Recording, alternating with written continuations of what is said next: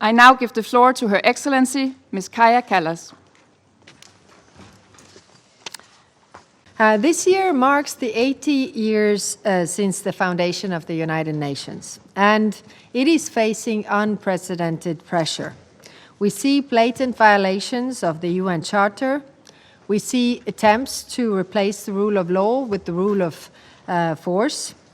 The rules-based international order enshrined in the UN Charter is a set of universal principles that create conditions for peace, prosperity, human rights, dignity, and development for all.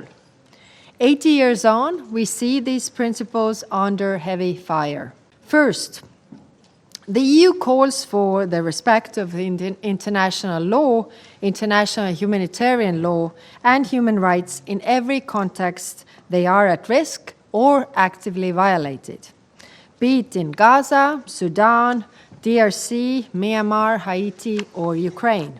The UN Charter is sacrosanct for a safer world, be it in Ukraine or in any other country. That is why the European Union has supported Ukraine in line with its right to self-defense under the Charter, and why we also stand firmly with Ukraine for a just and lasting peace in line with the UN Charter. Europe has learned from its own history that giving in to aggressors' demands leads to more violence. Let's be clear. The war can end instantly if Russia, the only one responsible, withdraws its troops and stops bombing Ukraine.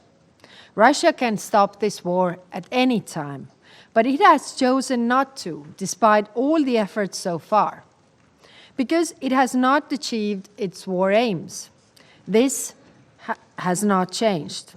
It is imperative that the delivery of humanitarian aid is not politicized or conditional.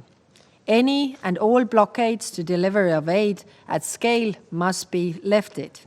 Let me also say that the European Union firmly rejects any attempt at demographic or territorial changes in Gaza, in other parts of the world, anywhere, consistent with the UN Charter and international law.